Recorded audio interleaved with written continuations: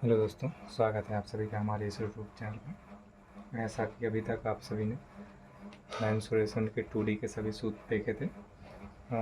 मैं सारे सूत्रों को अभी डिस्क्रिप्शन में बता रहा था कि कैसे सूत्र निकलते हैं और कैसे फार्मूलास आते हैं। लेकिन उन सभी वीडियोस को देखने के बाद हमें ऐसा लग रहा है जैसे आप सभी लोगों को कोई रुचि ही ना हो उस वीडियो में। सबसे पहले तो मैं ये कहूँगा कि जो भी इस चैनल पर नए लोग हैं, कृपया करके चैनल को सब्सक्राइब करें और बेल आइकन को दबाएं ताकि उनके पास हर नोटिफिकेशंस पहुंचती रहे मेरे वीडियोस की। और जो भी लोग पहले से जुड़े हुए हैं वो कृपया करके उसको लाइक शेयर करते रहें। आज हम बात करेंगे मेंसुरेशन के 3D के सूत्रों पर, और सूत्र मैं सीधा ही लिखवाऊँगा। सॉल्व करके बताने की आवश्यकता मुझे फील नहीं हो रही है, क्योंकि आप लोग शायद रुचि नहीं ले रहे हैं वीडियोज़ में। तो हम सबसे पहले बात करेंगे घनाभ की। घनाभ की आकृति होती है आयत की भांति। जो आयत में होता है वैसे उसका डबल रूप ये घनाभ होता है। अगर हम बात करें कि घनाभ में एल ए बी हो गया, और इसमें एक जो ऊंचाई होती है जिसमें ये वाली, अगर हमें ऊंचाई की बात करें तो ऊंचाई होती है इसकी एच। ठीक है, तो घनाभ का जो आयतन होता है वो होता है L into B into H. सारे कॉमन लेटर्स अगर हमने स्मॉल लिखे हैं तो स्मॉल ही यूज करूँगा। आयतन के बाद यदि बात करें हम वक्र पृष्ठ की तो वक्र पृष्ठ होता है 2l plus B into H. घनाभ का संपूर्ण पृष्ठ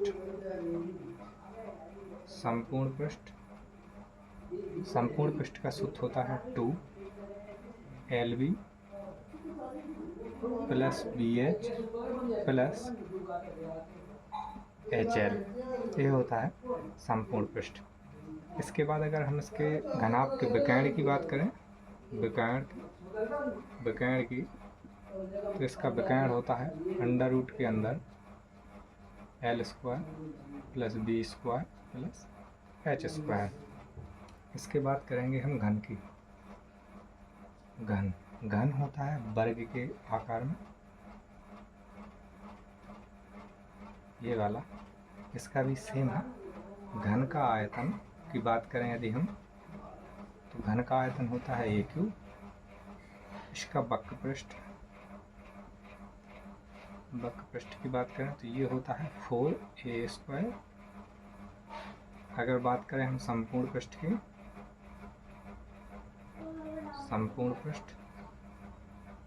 तो इसका संपूर्ण पृष्ठ होता है 6a स्क्वायर। और इसका विकर्ण की बात करें यदि हम, तो इसका विकर्ण होता है रूट में 3a। ये होता है इसका विकर्ण। चलिए, ये हो गया आपके पास घनाभ और घन। अब इसके बाद बात करेंगे हम बेलन के बारे में।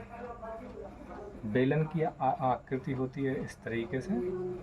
सभी लोगों ने देखे होंगे, जो सिलेंडर होता है जैसे, वैसे बेलन होता है। इसमें इसकी ये एच होती है, ठीक है, ऊंचाई जिसे हम कहते हैं।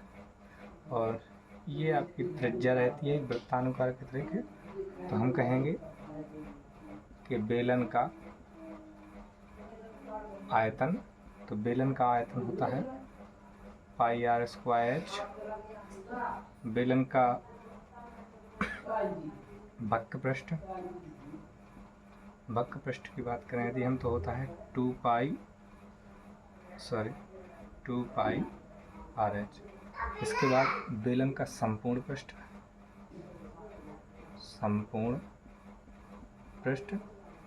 पृष्ठ होता है 2 पाई आर कोष्ठक के अंदर एच प्लस आर। ये हो गया बेलन का तीनों सूत्र। अब बात करेंगे हम गोले के बारे में। तो गोले का आयतन, गोले की आकृति कैसी होती है? गोले की आकृति होती है आपके फुटबॉल की भांति। इसमें बीच का जो ये आपका अंदर है, ये इसकी ये आर त्रिज्या होती है, ठीक है। तो हम कहेंगे गोले का आयतन, तो ये होता है 4/3 पाई आर क्यू। गोले का संपूर्ण पृष्ठ, चूँकि इसका वक्र पृष्ठ नहीं होता है, तो अगर संपूर्ण पृष्ठ की बात करें हम, तो संपूर्ण पृष्ठ होता है इसका 4 पाई आर स्क्वायर। अब बात करें यदि हम अर्धगोले की, तो अर्धगोले की आकृति होती है ऐसी, ये इसकी त्रिज्या होती है। अर्धगोले का आयतन, अर्धगोले का आयतन इसका आधा हो जाएगा 2/3 पाई आर क्यू, सॉरी, ठीक है। इसके बाद वक्र पृष्ठ के बारे में, वक्र पृष्ठ के बारे में, तो इसका वक्र पृष्ठ होता है 2 पाई आर स्क्वायर, इसका होता है वक्र पृष्ठ। अर्धगोले का संपूर्ण पृष्ठ, संपूर्ण पृष्ठ की बात करें यदि हम, तो अर्धगोले का संपूर्ण पृष्ठ होता है 3 पाई आर स्क्वायर। अब बचा है आपका शंकु। तो शंकु के बारे में यदि हम बात करें, तो शंकु की आकृति कैसी होती है? शंकु की आकृति होती है ठीक उसी की भांति जो आपका मून खा आइसक्रीम का, उसी की भांति होती है शंकु की आकृति। तो शंकु ये बना है, ये शंकु है, ये इसकी आर त्रिज्या है, ये इसकी एच ऊंचाई है, इसको हम एल कहते हैं, त्रियक ऊंचाई एल। तो हम कहेंगे शंकु का आयतन, तो शंकु का आयतन होता है 1/3 पाई आर स्क्वायर एच। शंकु का वक्र पृष्ठ, वक्र पृष्ठ की यदि हम बात करें तो होता है पाई आर एल। अगर शंकु के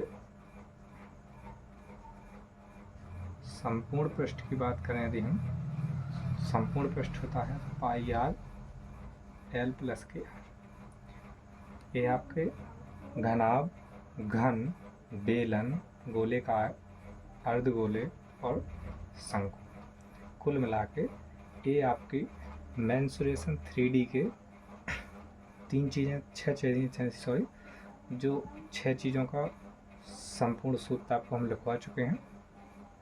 अगर इन सूत्रों के बारे में यदि आपको लगता है कि कैसे निकलते हैं और हमें निकालना नहीं आता है सूत्र, कैसे हल होंगे, और मतलब फाइंड कैसे करना है, मैं भूल गया हूँ सूत्र रटते हुए जो भूल जाते हैं, तो आप सभी लोग कमेंट बॉक्स में बताइए, जिसके बाद हम इन सूत्रों को कैसे निकाला जाता है इस पर एक वीडियो आप सभी लोगों के साथ शेयर करेंगे, ठीक है। इसके बाद मिलते हैं आप लोगों के साथ ट्रिग्नोमेट्री में सूत्रों के साथ। जय हिंद साथियों।